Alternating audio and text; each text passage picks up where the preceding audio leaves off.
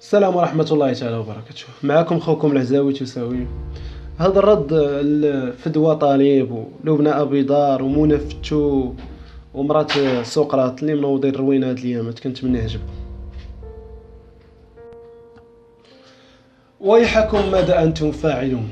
فقوم هنا يدافع عن كرامة المرأة المغربية، وقوم هناك يمسح بها الأرض كأنها منشفة أولها مشاكل اجتماعية وآخرها فساد. غريب أمركن أنتن يا من يجب أن تكن قدوة، فها أنتن تحترفن العهر تحت ما سميتموه بالفن، وأسفاه إنما الفن يبرئ ذمته منكن. فإن وزنت يا سيدتي قيمتك بالجسد فما أنت إلا وردة سيدبلك الزمان ويفتك الدهر بجمالك الذي هو هدية من الخالق لكي تحافظ عليه لا غير.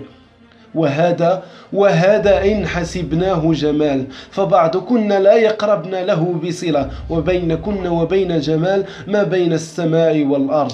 أعتذر يا سيدتي يا أيتها المرأة المغربية العفيفة، فمهما بلغ دفاعنا عنك ومهما أقنعنا العالم أنك مقلة أعيننا وكرامتك فوق رؤوسنا، تجدينهم يلطخون سمعتك بالعري والمنكر.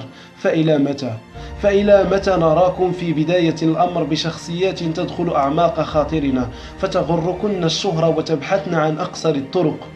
إليكن مثال عن ممثلات احترمنا الجمهور، وأقسم أننا لو وجدناهم في الطريق لسوف نقبل رأسهن، لأنهن حافظن على صورة المرأة المغربية، لا بل وأضافنا لها زخرفة الأخلاق والمشاعر والحنان والعطف والكفاح.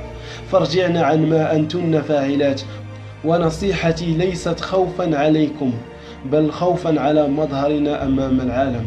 فكفاكم.